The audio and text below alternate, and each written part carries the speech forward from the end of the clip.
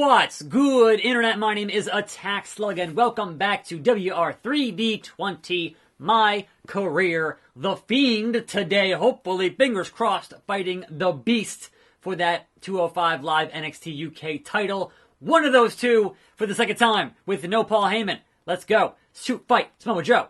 Last time we had the Joe shoot fight in the Octagon cage, it ended with the Coquina Clutch in under a minute.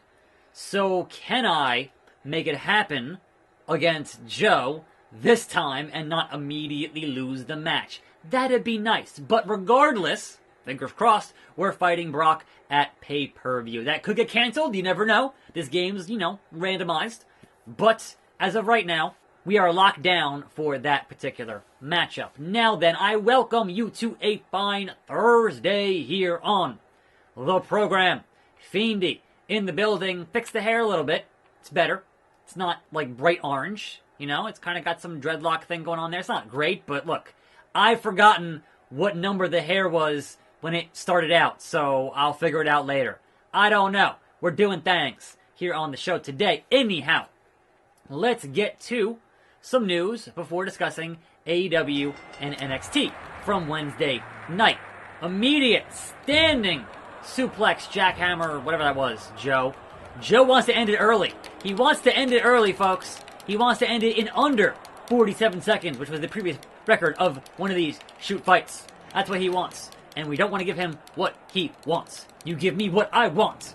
Anyhow, MVP on Instagram has said that his match on Monday, this past Monday, was his final WWE match, and his career is winding down. Now, I'm pretty sure he still has some indie dates that are booked, but much like Jeff Jarrett last year, he worked the Rumble and worked on Raw, and that's, alright, I'm good, I'm done. Now, it's unfortunate that the ending of that match with Mysterio was not a great ending to that match. It was kind of botched a little bit, but was what it was. But yes, best of luck to MVP. Wouldn't be surprised if he follows that Jeff Jarrett thing of doing the Rumble, doing a match, and then going into the Hall of Fame in April. We'll see, man. We'll see. Anyhow, supposedly, there was a choice for who won this year's Royal Rumble, and it was between McIntyre and Aleister Black. And obviously, McIntyre won that choice, so they are certainly high on Aleister Black. I'd be very curious to see Aleister Black and Brock Lesnar. What does that even look like? What does that match look like? Man, I want to see it now. Make it happen at some point, at some juncture. That'd be cool. Now, it's been a little bit since New Japan has had a TV deal. Because as we know, Anthem bought Access. So now Impact, who is owned by Anthem, is on Access. And New Japan, who was on Access, is no longer on that channel, right? So supposedly, they're in talks with Viceland to get a deal for New Japan on Viceland. But obviously still in talks, and we'll see what ends up happening with that Uranagi from Joe. So, we shall see. No ankle lock. You're not Kurt Angle. Relax yourself. And Joe from the top, totally whiffing it, as the Fiend wants to win this shoot fight and defeat the Joe. Anyhow, the word on Harper. Luke Harper, a.k.a. Brody Lee, as he'll be known here on the Indies in a little bit, or on AEW in a little bit, because supposedly they're saying that March 18th, that's gotta be it, March 18th for AEW for Brody Lee on that show. So looking forward to it, man. Stephanie renewed her deal on Raw. Kane got released and is going to the Indies. What? Or he's going to be a mayor. Drew McIntyre is going to Impact. Bobby Lashley is getting shorter. Lashley. Joe feels great today. I just crushed him and he feels great. So how effective is my beatdown at that point? Kenta feels great today. Wardlow and Ron Simmons means he's now a face. Didn't he hire him and then fire him? Damn. Wardlow got released from All Elite and now is on the Indies. Sorry, Wardlow. 6 Sides of Steel 8-man countdown, aka Royal Rumble elimination match in a steel cage? What? Okay. Of course you'd put me in an 8-man before I gotta go fight Brock Lesnar. Of course you would. Like, they just put so many obstacles in my path. It's frustrating. Anyhow, am I the first out? Yes, I am. The Fiend is here. Anyhow, one last tidbit here on the Edgester is that supposedly his original rumored contract, the amount of dates and matches, is actually more than what was said on the dirt sheets, which was 2 appearances a month and then 5 matches a year. Apparently it's more than that. And I had to imagine that being Edge, you know the clock is ticking. The timer is ticking down and you want to get as much done as possible after sitting on the sidelines for 9 years. I understand that. But also, take it a little easy, Edge. You don't want to, have that cut short by an unfortunate injury. Relax yourself. So, again, it's wrestling, so anything can happen at any time. So try to mitigate that a little bit. Regal, you absolute moron. You absolute moron. William Regal, what is wrong with you? His 8-man countdown elimination matchup. Look, I took out Piper, I'll take out you too. Anyhow, last night, Wednesday, AEW's NXT. Things going on both shows. The Half Crab. Moxley promo to start out AEW, which brings out Jericho. He's like, look bro, it's 5v1. Right? And Moxley's like, I don't care.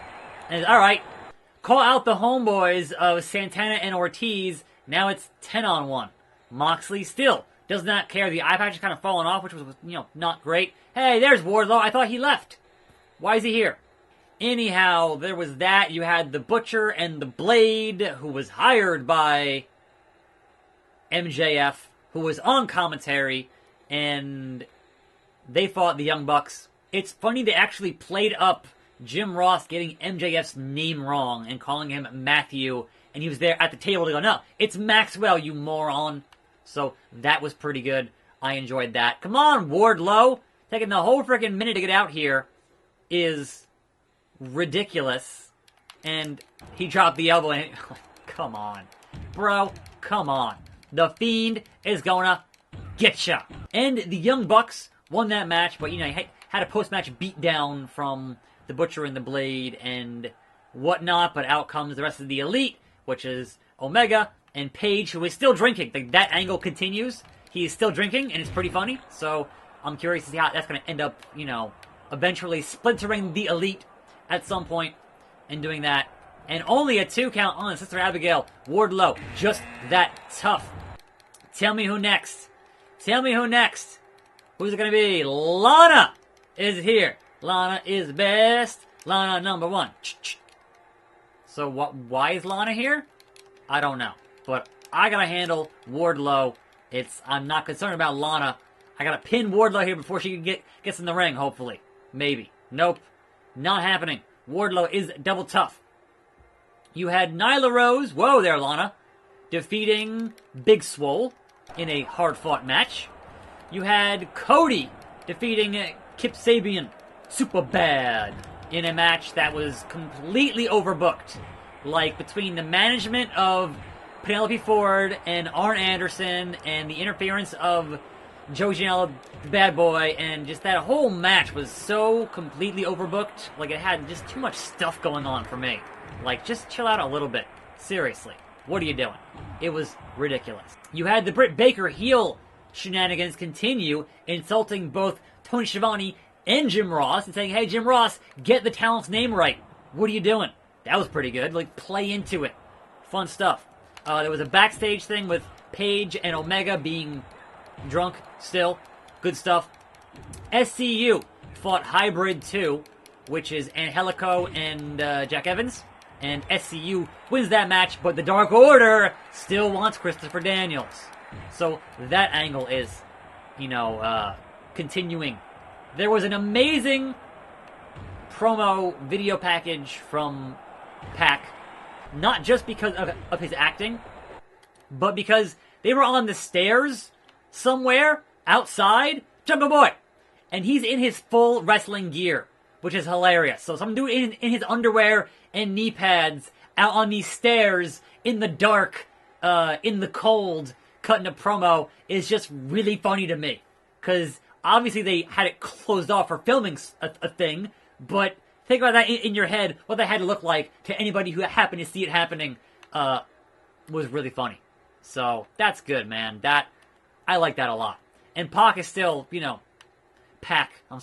amazing. So, that's cool. Also, next week, finally, the debut on Dynamite of Yuka Sakazaki. It's finally happening, boys. We're finally here. It's about freaking time. Main event, Private Party and Darby Allin versus Jericho, Santana, and Ortiz. Obviously, they win. The heels win because Chris Jericho. Although it came pretty close. It did. But heels win. And at end of the show, when they're beating down Darby, who comes out to save him? Moxley. Doing his thing with a bat and whatever else. So, it was alright. Anyhow, over on the NXT side of things, you began with a pretty good match between Finn Balor and Trent Seven. Two excellent guys on the roster, so kudos on putting that together. I enjoyed it quite a bit. You had Shotzi Blackheart, LASHLEY, come out in that tiny tank toy that Sammy Guevara just had in his vlog for the Royal Rumble. So that tiny tank toy is, obviously doing some numbers. Good times, man. Good times. And she fought and defeated Deonna Purrazzo in a match. You had a Keith Lee promo. And who comes out to respond to that promo? It is Damian Priest. So not following up with Roddy wanting his belt back. And that, to me, brings in some other theories into what's going to happen with that whole bit of business. But then out comes Dijakovic, who also wants a shot at that title, right? So they fight, have a match, and Dominic wins that match. So will he fight Keith Lee at Portland? We'll see. After that, we find that the Undisputed Era were attacked backstage. And who was it? It was Ciampa, who wants to sign a contract and get that title shot from Cole at Portland. And then they have that signing, sort of. It busts open Ciampa. He puts Cole through a table, signs the deal, and then in a excellent audible, wipes his head and puts the blood on the contract, and that was pretty good. So, kudos on calling that audible, because obviously he was not supposed to bleed there. That was not supposed to happen. So, flatliner. Pin him. Pin him. What is happening here? Who is happening here? Jungle Boy. I don't think so. Boom. Mark Henry. Somebody gonna get the ass kicked. Somebody gonna get the butt whipped. Beat him up, break his neck, break his neck. Anyhow, after that, we had Tegan Nox, Dakota Kai on TV. And you would think, alright, isn't that pay-per-view type stuff? And perhaps it's the first of many, or perhaps they're going to add a stipulation in Portland. But Tegan Nox defeated Dakota Kai in that match. And Candice LeRae came out to interfere in that whole bit of weirdness. You had the, NXT debut of Chelsea Green, who immediately loses to a girl I'd never heard of, who apparently had no wins. So, alright, that's a weird way to debut her on NXT, but okay, did that. Main event was the Dusty Classic Finals, the Broserweights versus the Grizzled Young Vets, and of course, the Broserweights win that match, right? So, that was the least surprising thing to me in the world, and they now get their shot at Fish and O'Reilly at Portland, I believe is the case there. So kudos on that to the Broserweights. Now then, NXT did not have an overrun this week, where they had previously, Sister Abigail on Wardlow. They had previously been over by like about 10 minutes consistently every single week. And there goes Wardlow. So that's curious that they wouldn't have an overrun, and supposedly, according to the dirt sheets, it's because USA thought it would affect the ratings of Miz and Mrs. So that's, Otis is here! I'm coming! So I'm curious if that's going to be the case moving forward, or only until Miz and Mrs. finishes airing and then back to having an overrun for NXT, which usually gave them an extra 20K in their ratings. So, kind of important when you're fighting for ratings, but USA gonna do what USA wants to do, I suppose. Anyhow, why is LANA still in here. Sunset flip. Rope break. Not cool. She has no health. This is some nonsense. And I just want to fight Brock Lesnar.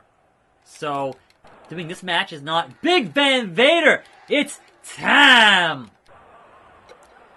Screw it. I win. Yay. Brock Lesnar has always been scared of me. And I just proved why he should be. Xavier Woods renewed his deal on SmackDown. Braun Strowman went to Impact. 205 Live NXT UK going on the road. Otis' stamina is down. Ospreay's stamina is up. And now a one-on-one fight with the Beast. It's about time. Fiend versus Beast 2. I did not want to sit here for a half an hour. It's like 1 o'clock right now. I'm super late today, but here we are. And here we go. Brock Lesnar versus The Fiend. No Paul Heyman. Maybe no interference. Fingers crossed. We'll see. Let's get right down to it. Alright, Brock. You gonna give me that title. It's gonna happen. Do.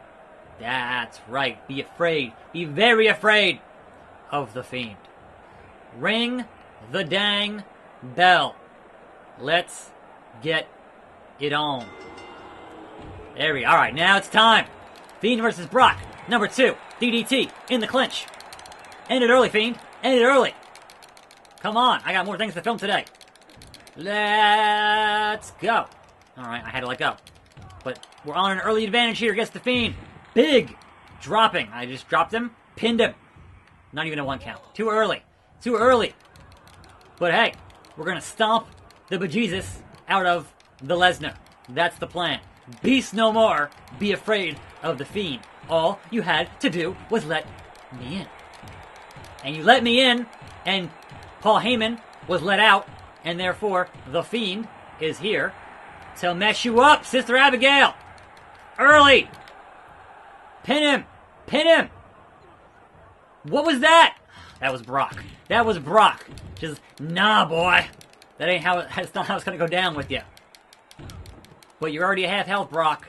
So one more, Sister Abigail. I can't see. With this bold referee, get your head out of the way and let the Fiend go to work as Brock fights back. But it ain't gonna be enough, Brocky boy. It ain't gonna be enough. Because the Fiend is gonna choke you out. The Fiend is gonna get you. And the Fiend will be the new NXT UK / Cruiserweight Champion. Whatever. That's just how it's going to happen. Get up. Get up. He just keeps getting up the crossface on Lesnar. Come on, Lesnar. You want to tap? That'd be funny. You can do that. I'm not going to argue. I just want what's mine. I want that title. Fiend. Alright, Brock. It's time to make you say yowie, wowie, and take your precious title. Because that's what I do. Neck breaker. Ref bump. 1, 2. And no! Wait, what? What? Why is this game trying to screw me? Why? That was some nonsense. This is an absolute affront to decency and an absolute just... We've been hornswoggled and hogwashed. Like, that is just explicit corruption from the officials here in NXT UK and 205 Live. That's just... You can't do that. I won fair and square. I pinned him fair and square, and now I gotta fight him some more. Like, if I get tapped out here in an armbar when I'm at almost full health, I'll be very mad about it. This match got restarted for absolutely no reason. No reason. There we go. F5 to Brock Lesnar. That would be apropos. Apropos.